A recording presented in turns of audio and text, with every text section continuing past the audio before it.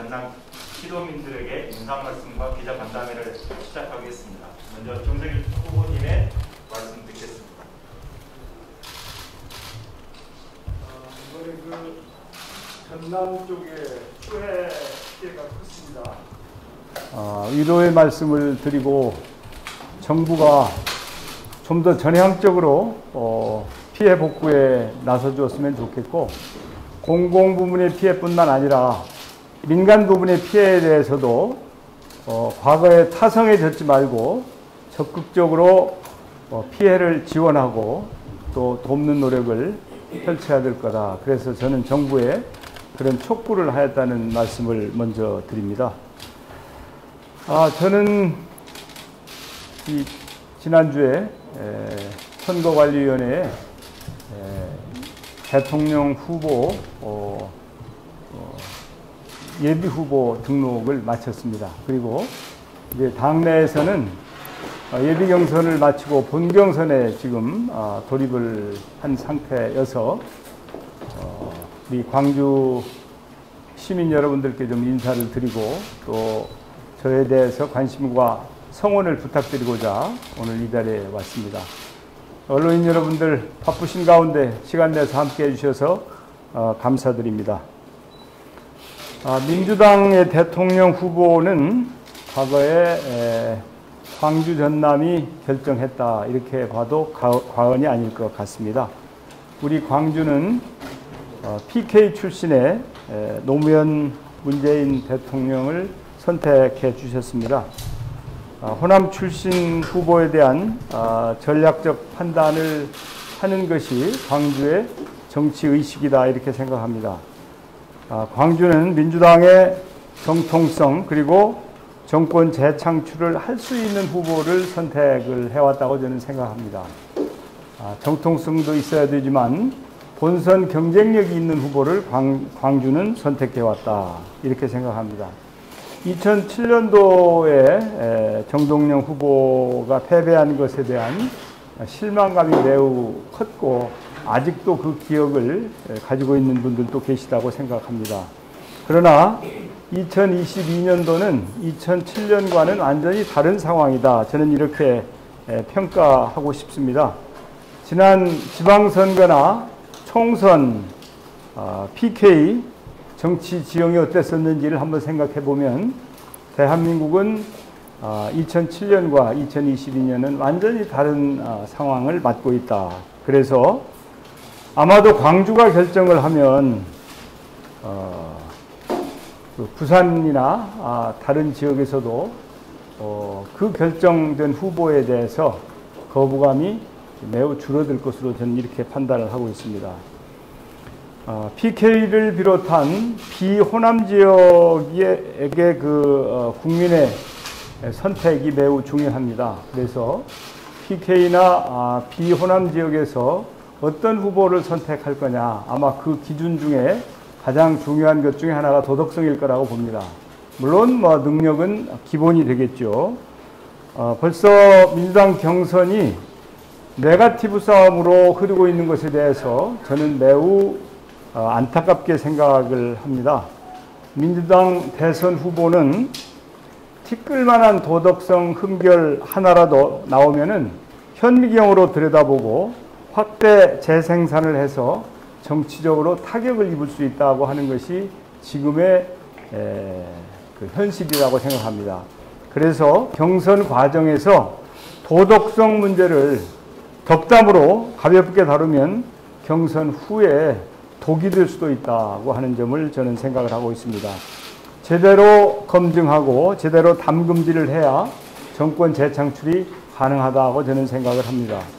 예선에서 옥의 티로 여겨지는 의혹도 국힘당과의 본선에서는 티가 핵폭탄이 될 수도 있는 것이 현실이라고 저는 생각을 합니다. 유력 후보들 간의 도덕성 논란에 대해서 저는 매우 유감스럽게 생각합니다. 도덕적으로 문제가 없는 후보여야 비호남 지역 유권자들의 지지를 받을 수 있다고 저는 생각을 합니다. 호남에서의 의혹이 영남에 가면 미담이 되지는 않고 또 그 반대의 경우도 있을 수 없다고 생각합니다. 예선에서의 의혹이 본선에 가면 비리나 범죄자로 둔갑하는 게 현실일 수 있다고 하는 점을 우리는 직시해야 될 것이다. 저는 그렇게 생각을 하면서 저 정세균은 도덕성 검증에서는 한치의 어려움도 없이 잘 극복할 수 있다고 이렇게 자신합니다. 이번 대선은 포스트 코로나 시대를 이끌 국가 경영 능력이 있는 대통령을 뽑는 선거입니다. 이제 코로나가 극복이 되면 일상이 회복될 것이고 그 다음에 가장 중요한 일이 아마도 경제 회복일 것이라고 생각이 됩니다. 단순히 경제 회복에 그치지 않고 4차 산업혁명 시대에 어떻게 우리 대한민국이 국가 경쟁력을 유지해 나갈 것인가 하는 것이 가장 큰 과제일 것이라고 생각이 되어서 아마도 국민의 판단은 결국에 포스트 코로나를 넘어서 고달퍼진 삶을 개선해 줄 능력이 있는 후보를 찾게 되시지 않을까 그렇게 판단합니다. 그 PK 등 비호남 지역의 국민들께서는 민주당 대선 후보의 국가 경영 능력을 철저하게 검증할 것이라고 저는 봅니다. 따라서 도덕성과 능력 이 두 가지가 중요한 판단 기준이 될 것입니다.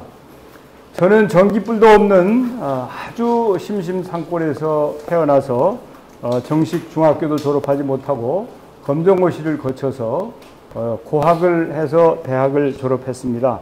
누구보다 서민들의 고통을 가장 잘 아는 후보 중에 한 사람이다 이렇게 생각을 합니다.